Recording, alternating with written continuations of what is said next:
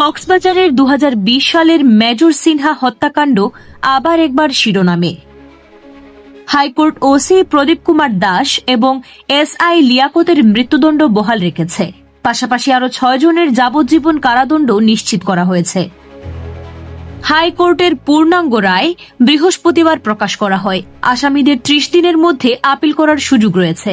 রায়ের সঙ্গে 50,000 টাকার জরিমানা বহাল রাখা হয়েছে। 2020 সালের 31 জুলাই কক্সবাজার থেকে টেকনাফ মেরিন ড্রাইভে শামলাপুর তল্লাশি চৌকিতে পরিদর্শক লিয়াকতের গুলিতে নিহত হন সিনহা।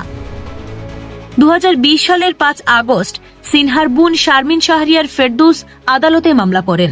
চার্জশিটে হত্যাকাণ্ডটি পরিকল্পিত উল্লেখ করা হয়, যার ফলে 15 জনকে অভিযুক্ত করা হয়। 2022 সালের 31 জানুয়ারি জেলা ও দায়রা জজ আদালত প্রদীপ ও লিয়াকতকে মৃত্যুদণ্ড এবং 6 জনকে যাবজ্জীবন কারাদণ্ড দেন। পরে ডেথ রেফারেন্স হাইকোর্টে আসে এবং কারাগারে থাকা আসামিরা আপিল করেন। মেজর সিনহা হত্যাকাণ্ডের এই রায় দেশের বিচার ব্যবস্থায় ন্যায় প্রতিষ্ঠার দৃষ্টান্ত হিসেবে দেখা হচ্ছে। এবার দেখা যাক আসামিরা কি হাইকোর্টের রায় চ্যালেঞ্জ করতে পারবে, নাকি রায়ই চূড়ান্তভাবে বহাল থাকবে। আপনার মতামত কি? এই রায় কি ন্যায় বিচারের ঠিক উদাহরণ? মতামত জানান কমেন্টে।